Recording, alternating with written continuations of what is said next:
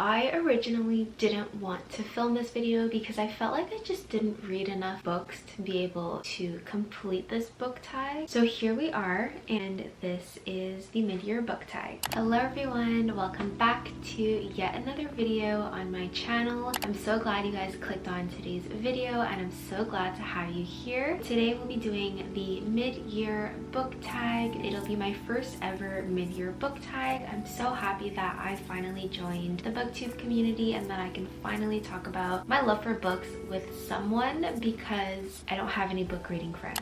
So we're gonna start off with a little bit of stats. This year I've read 157 hours, 8,749 pages. Typically I can read 55.7 pages every hour, and I've read a total of 21 books out of my 40 book goal. So we're pretty on track. Every year I set a book reading goal and I never meet that goal. The longest reading streak that I have is only 16 days. I haven't been good with my reading. I don't read every day. I have periods where I just don't feel like reading. I'm in a reading slump. I've read for a total of 129 days. Now let's get right into the book tag. So the first question is best book you've read so far. I have 3 books. The first book is Night of the Raven, Dawn of the Dove by Radhi Mehrotra. It is a fantasy romance book, of course. It's just kind of a book that I picked up without knowing anything about it, and I was hooked. Thoroughly just enjoyed the plot, the world building, the monsters, the relationships, everything about this book, and I can't recommend this book enough.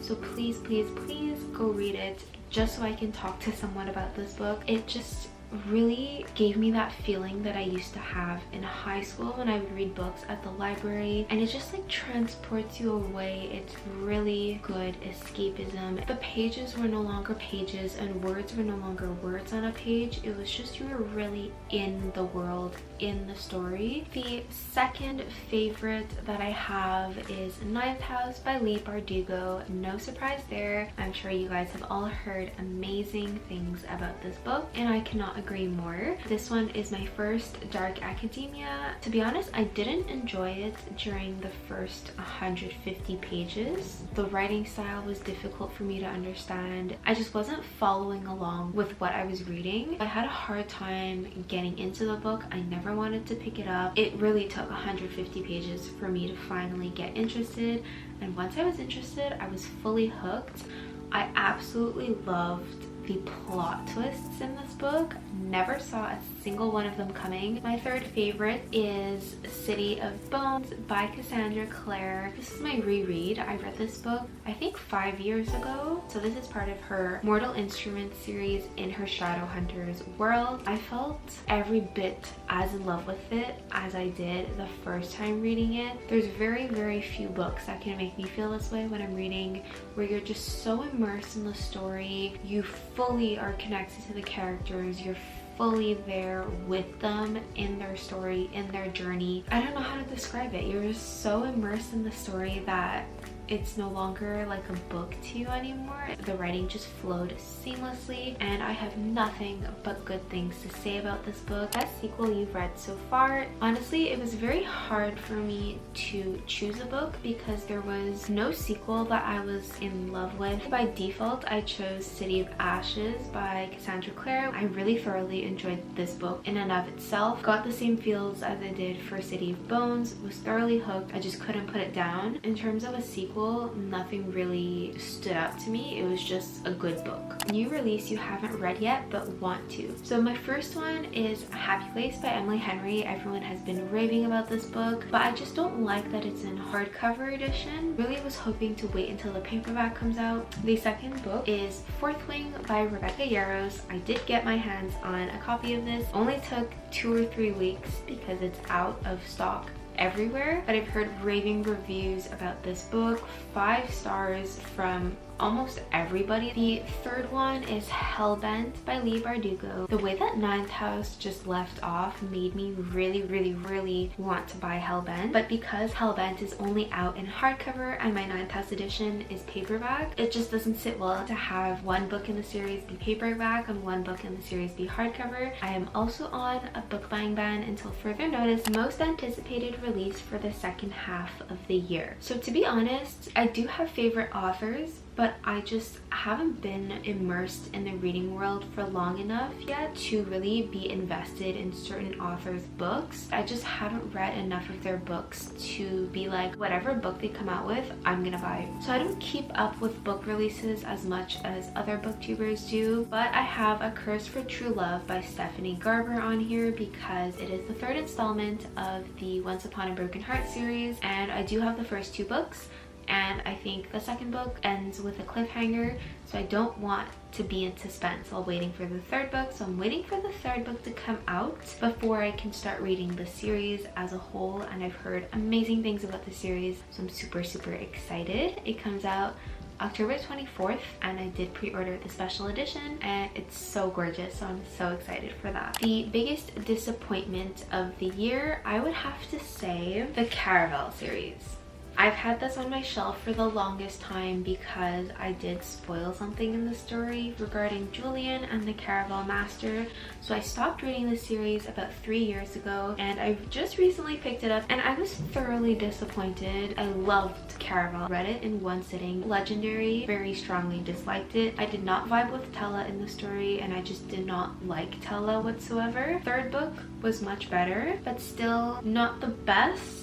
I had really high hopes for these books, but it's not the type of book that you read for the plot. It really is a purple prose book. It's glittery, fairy-like, magical writing and description, but there isn't much going on for plot. There's no substance to them. The biggest surprise of the year, I have to say, is Sophie Go's Lonely Hearts Club by Roselle Lim. The synopsis did not interest me one bit. It's about this matchmaker who goes back home to Toronto after failing her matchmaking school, and she decides to help 7 septuagenarians find the love of their life in order to kind of build a reputation for herself. Hearing that there were septuagenarians, I didn't know what that meant when I bought the book. When I got home and I looked it up, I was like, oh, it means 70-year-olds. But I was very pleasantly surprised. It was a very cute and wholesome book because they are so hardwired in their mindset. It was very cute seeing her change the way they see life, change the way they see someone else. So I was very pleasantly surprised about this book because I did not expect that one bit. Favorite new author debut or new to you? This year was the first time that I read Emily Henry, and it's also the first time I read Sally Thorne. Emily Henry's writing style is just, I don't know, it just speaks to you. It's so well written, it's so elegant. I love the way she writes her dialogue. I love her banter between her characters. So she's one of my new favorite authors, and I don't know what it is about Sally Thorne's writing style. I find it's very easy to read, very easy to follow along, and I very thoroughly enjoyed reading The Hating Game. There's a little excerpt at the back about 99% Mine. I read that and I was like, I have to get my hands on this book right away because it just sounded so good. So I really like those two new authors. Who is your newest fictional crush, and who is your newest favorite character? My newest fictional crush is Jace Wayland from the Mortal Instruments series, and my newest favorite character is Clary Frey from the Mortal Instruments series. So Jace, I think I just love everything about him. He's blonde, he's a bad boy, he's very protective of Clary, and he loves her with all of his heart.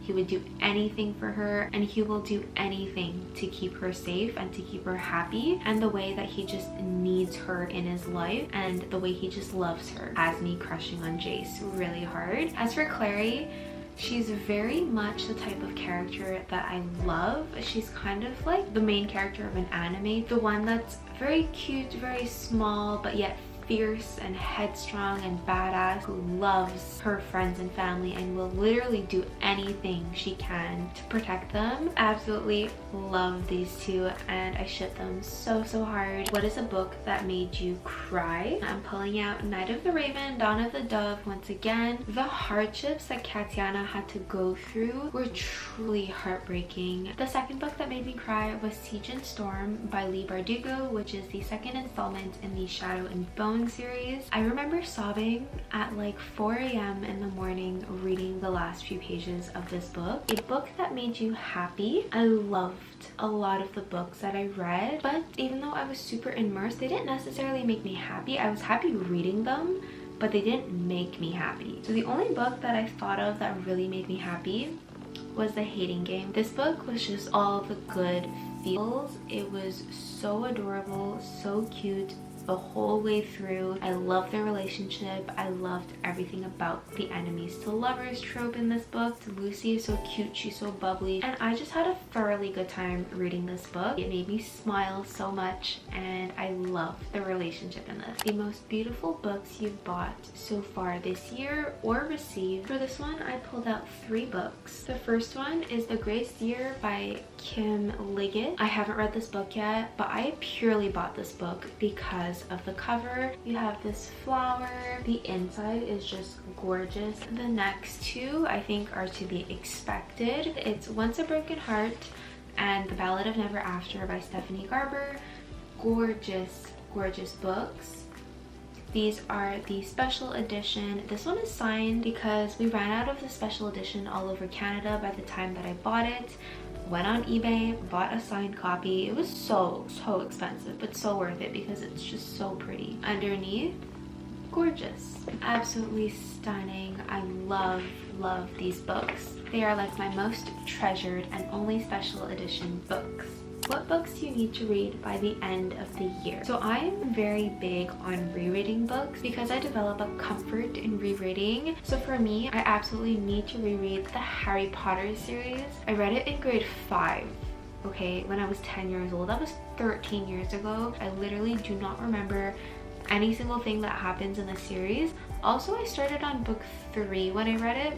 So I never read books 1 and 2 because we just didn't have it at home. And having the urge to reread it because it's such a comfortable series. So that has to be done this year. The second reread is either going to be Throne of Glass or Shatter Me. Throne of Glass was very choppy for me. I read the first 4 books in high school. The last 3 weren't out yet. But by the time that I was reading those, I completely forgot what happened in the first 4 books. And I was like, I feel like I'm reading about strangers here because I honestly do not know what happened, and I just never reread the first 4 books. I really didn't get the full effect of the series, so I really would like to reread that series. Shatter Me, I read the first 3 books 4 times because I'm just in love with those books. When I did read the series, it was still a trilogy and I loved it so much. I loved Aaron, I loved Juliet, but I just kept rereading the series because I read and I knew Shatter Me as a trilogy. The last 3 books just don't sit well with me. I do not like them one bit. I don't like where the story went. I didn't like Warner in them. He was so cold towards everyone but Juliet, and I don't like anything about them. I wish it would have stopped at book 3 and then she came out with another novella. So I was hoping to reread it to see if I could change my perspective because everybody seems to love all 6 books. So maybe it's just me. And then I also wanted to read the ACOTAR series